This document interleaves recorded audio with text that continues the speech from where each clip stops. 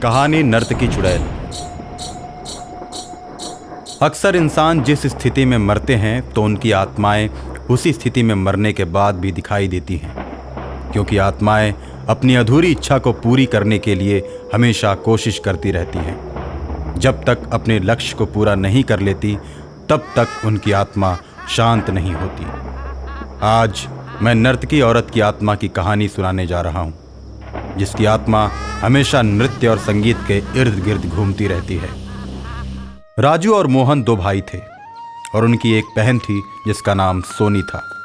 तीनों पैसे कमाने के लिए शहर में जाते थे।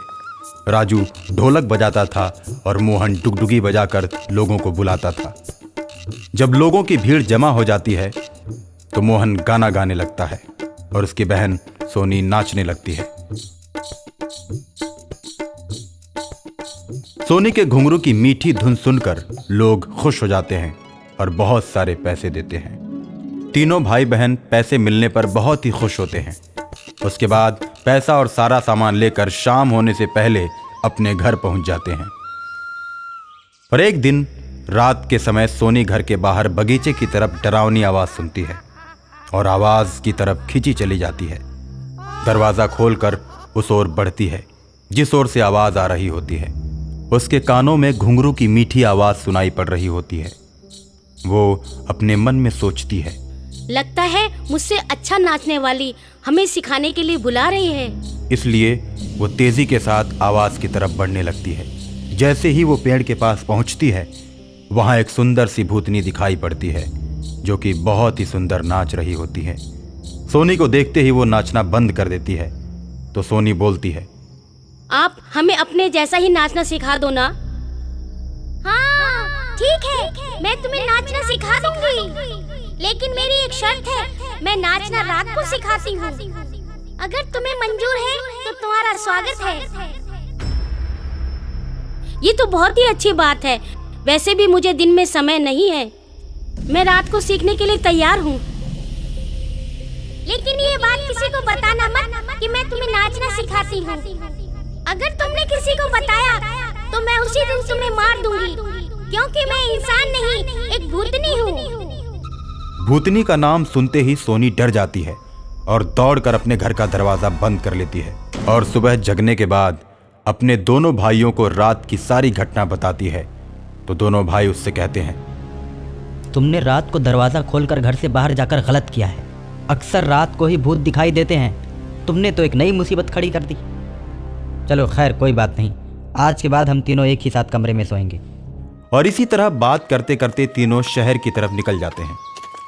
और उस दिन सोनी शहर में इतना बढ़िया नाचती है कि पूरे शहर में तहलका मच जाता है। वो चर्चा का विषय बन जाती है। पत्रकार इकट्ठा हो जाते हैं और सोनी का लाइव वीडियो टीवी चैनल पर चलना शुरू हो जाता है। एक ही दिन में सोनी इतनी लंबी छलांग मारती है कि सबके दिलों पर राज करने लगती है। सोनी के सामने पैसों की बारिश होने लगती है। उसके भाई भी खूब खुश होते हैं। बहुत सारे पैसे लेकर तीनों घर की तरफ चल देते हैं और उसी पेड़ के पास पहुंचते हैं जहां रात में सोनी गई थी। पेड़ से आवाज आती है, तुम तीनों रुक जाओ। आवाज सुनते ही तीनों भाई बहन रुक जाते हैं। तो भूतनी बोलती है, मैं भी एक कलाकार थी, मेरा नाम मधुबाला था। खैर छोड़ो, आज सोनी के शरीर में प्रवेश करके मैं ही नाच रही थी, जिसके चलते सोनी को इतना बड़ा सम्मान मिला। मैं भी कलाकार और तुम लोग भी कलाकार, इसलिए हमेशा मैं तुम लोगों की मदद करती रहूंगी। लेकिन एक बात हमेशा याद रखना, ये बात तुम किसी को बताना मत। इतना कहकर भूतनी गायब हो जाती है और तीनों घर जाकर सो जाते हैं। लेकिन अगले ही दिन जब ये तीनों शहर जा रहे होते हैं तो उसी पेड़ के नीचे एक लाश दिखाई पड़ती है, जहां लोग इकट्ठे होकर लाश को देख रहे होते हैं। तीनों भाई बहन भीड़ को देखते हुए चुपचाप वहां से चले जाते हैं और किसी से भी कुछ नहीं बोलते। जब शाम को लौटते हैं तो देखते हैं कि भूतनी एक इंसान को मारकर उसका खून पी रही है। उसके मुंह में खून लगा हुआ है और उसका चेहरा बड़ा ही डरावना दिख रहा है। कुछ ही देर में वो इंसान का खून पीकर उसे गड्ढे में फेंक देती है और फिर इन तीनों के सामने आती है और कहती है, तुम लोग डरो मत, अभी चारों मुझे मारने में ये दोनों भी शामिल थे।